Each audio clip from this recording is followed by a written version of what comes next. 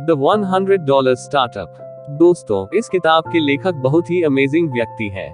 उन्होंने 35 साल की उम्र में ही वर्ल्ड की सभी 193 देशों की यात्रा कर ली है। अपने ब्लॉग पर उन्होंने बताया है कि कम पैसों में ही उन्होंने ये सब कैसे किया।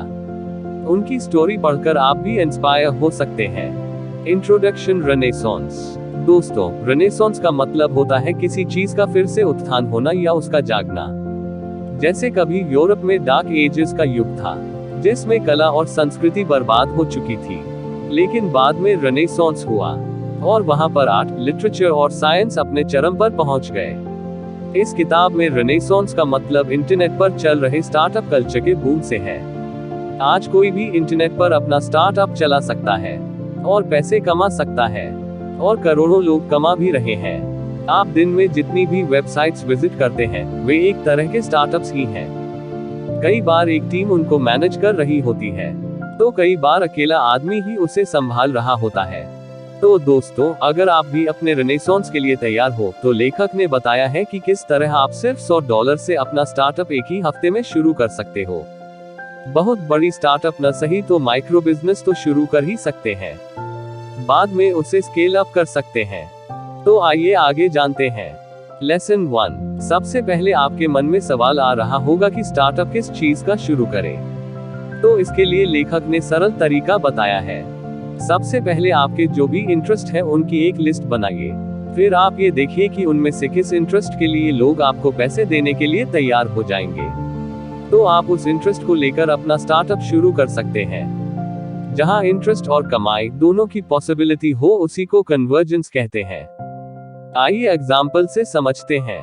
मान लीजिए आपके इंटरेस्ट है 1. गजल लिखना, 2. हिस्ट्री, 3. म्यूजिक सुनना, 4. और जॉगिंग। अब अगर आप एक ब्लॉग लगाते हैं और उस पर अपनी गजलें लिखते हैं, तो कम चांसेस होंगे कि लोग उन्हें पढ़ेंगे, क्योंकि उसके लिए पहले आपको एक प्रसिद्ध गजल राइटर होना चाहिए।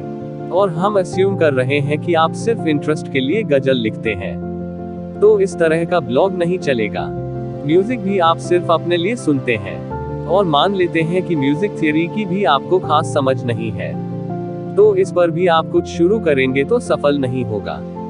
ऐसे ही जॉगिंग भी ऐसा टॉपिक होगा जिस पर आप ज्यादा कुछ नहीं लिख पाएंगे।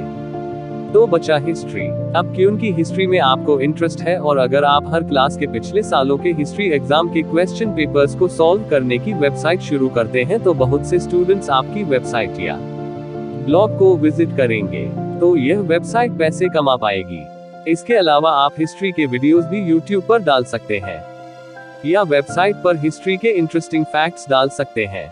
तो इस तरह आप पेपर पर अपने सारे इंटरेस्ट्स लिखिए और एनालाइज करिए कि आपका कौन सा इंटरेस्ट आपके लिए पैसे कमा सकता है। उसी पर आपको अपनी स्टार्टअप शुरू करनी चाहिए।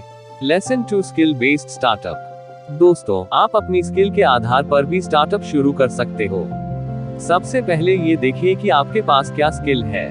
ये ढूंढने का इजी तरीका है आपका प्रोफेशन या जॉब। हर व्यक्ति कोई न कोई जॉब तो करता ही है, वही उसकी स्किल होती है।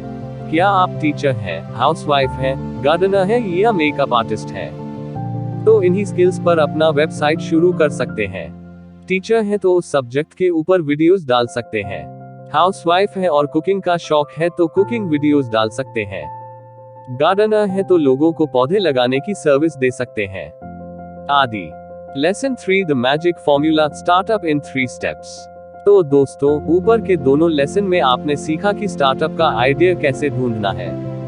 अब उस आइडिया को प्रोडक्ट बनाकर कैसे बेचना है, इसके लिए लेखक ने 3 स्टेप्स का आसान सा फॉर्मूला दिया है। आपको 3 चीजें चाहिए। 1. प्रोडक्ट। जो भी आइडिया है उसको प्रोडक्ट में कन्वर्ट कर दीजिए, जैसे कुकिंग वीडियोस या teaching lessons. 2. Website with PayPal. एक वेबसाइट बना लीजिए और उस पर उन वीडियोस को अपलोड कर दीजिए। कीमत डिसाइड करिए, फिर पेपैल के जरिए आप उसे बेच सकते हैं। पेपैल एक फ्री ऐप है जो बहुत भरोसेमंद है। इसे पीटर थिल और इलॉन मस्क ने बनाया था। अगर आपको वेबसाइट बनाने नहीं आती तो फाइवर या अपवर्क आदि वेबसाइट से फ्रीलांसर ढूंढ सकते हैं, जो कम पैसों में आपके लिए बेसिक सी वेबसाइट बना कर दे देंगे। 3. कस्टमर। अब आपको प्रोडक्ट को कस्टमर तक ले जाना है। इसके लिए आप फेसबुक या गूगल पर एडवर्टाइज कर दीजिए। इससे कस्टमर आपकी वेबसाइट पर आ जाएंगे और आपका प्रोडक्ट खरीदेंगे। लेकिन दोस्तों, आपका प्रोडक्ट का आइडिया बहुत जबरदस्त होना चाहिए कि उनकी बेकार की चीजें कोई नहीं खरीदेगा। तो ऑनलाइन स्टार्टअप के लिए यही बेसिक चीजें चाहिए होती है। Lesson 4 happiness in box. इस लेसन में लेखक ने सफलता का राज बताया है। दोस्तों, हर प्रोडक्ट सफल नहीं होता। लोग ऐसा प्रोडक्ट खरीदना चाहते हैं जिसका पैकेट खोलते ही उन्हें हैप्पीनेस मिले। जब लोग चिप्स का पैकेट खोलते हैं तो उनकी भूख मिटती है, इससे उन्हें हैप्पीनेस मिलती है। जब जूतों का पैकेट खोलते हैं तो उन्हें कंफर्ट के साथ चल पाने की खुशी मिलती है। मोबाइल का पैकेट खोलते हैं तो उन्हें अपनों से बात कर पाने की खुशी मिलती है। इसी तरह से हर पैकेट में ऐसा प्रोडक्ट होता है जिससे हमें खुशी मिलती है। क्या आपके साथ भी ऐसा नहीं होता? तो दोस्तों, इसी में आपकी सफलता का राज छुपा है। अगर आपकी स्टार्टअप चल नहीं पा रही है तो भी इस सीक्रेट का इस्तेमाल करिए। और नई शुरू करनी है तब भी ऐसा प्रोडक्ट सोचिए जिसे पाकर लोगों को बहुत खुशी मिले। नहीं तो कोई आपका प्रोडक्ट नहीं खरीदेगा। इसलिए ब्रेनस्टॉर्मिंग करने के बाद ही प्रोडक्ट का आइडिया बनाइए। Lesson 5 add value. खुशी के अलावा दूसरा पैरामीटर जो आपके प्रोडक्ट को सक्सेसफुल करेगा वह है वैल्यू। क्या आपका प्रोडक्ट दूसरों की जिंदगी में वैल्यू ऐड कर रहा है? जैसे अगर आपको ब्लॉग ही शुरू करना है तो सोचिए कि वह लोगों की किस तरह से हेल्प करेगा। क्या वह नया नॉलेज देगा या उनकी किसी प्रॉब्लम का सलूशन देगा? तो इस तरह का प्रोडक्ट बनाने की सोचिए। इसके लिए आप इन आइडियाज की हेल्प ले सकते हैं। देखिए कि मार्केट में क्या चीज अवेलेबल नहीं है या कौन सा प्रोडक्ट बेकार है लेकिन लोगों को लेना पड़ता है। क्या किसी प्रोडक्ट की एक्सेसरी बनाई जा सकती है या फ्यूचर में कुछ नई चीज की डिमांड होने वाली है। इससे आप एक वैल्यू वाला प्रोडक्ट बना पाएंगे। Lesson 6 start with 6 steps. 1 product बनाइए। 2 वेबसाइट बनाइए। 3 लोगों को ऑफर दीजिए। 4 पेमेंट का मेथड रखिए, पेपैल फ्री है। 5 लोगों को प्रोडक्ट के बारे में बताइए, एड्स दे सकते हैं। 6 स्टेप 1 से 5 तक सीखिए और रिपीट करिए। तो दोस्तों, देखा आपने, सिर्फ 6 स्टेप्स में ही अपनी स्टार्टअप शुरू कर सकते हैं। कोई चीज आपको नहीं आती है तो वेब डेवलपर आदि हायर कर लीजिए। Lesson 7 follow your passion. आप जिस चीज के लिए पैशनेट हैं, उसी के अराउंड अपना बिजनेस मॉडल बना लीजिए। अगर क्रिकेट आपका पैशन रहा है तो आप क्रिकेट के नए प्रोडक्ट्स के बारे में सोच सकते हैं। अगर घूमना फिरना आपका पैशन है तो ट्रैवल ब्लॉग शुरू कर सकते हैं। अगर लेखक हैं तो अपनी किताब बेच सकते हैं। लेकिन सारे पैशंस प्रॉफिटेबल नहीं होते, ये भी याद रखें। इसलिए काफी सोच समझ कर ही डिसाइड करिए। Lesson 8 instant consultant business.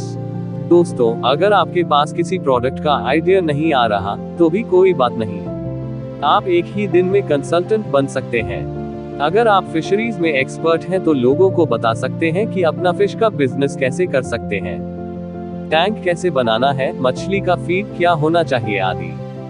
अगर ब्यूटिशियन है तो लोगों को बता सकते हैं कि कील मुहासों को कैसे रिमूव करना है, क्या डाइट लेनी है या कौन सी क्रीम लगानी है, या मेकअप टिप्स दे सकते हैं।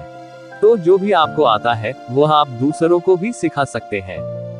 लेकिन आप खुद को सिर्फ लाइफ कोच या बिजनेस कंसल्टेंट न बनाएं, बल्कि स्पेसिफिक प्रॉब्लम के बारे में बताएं जो आप लोगों की दूर कर सकते हो।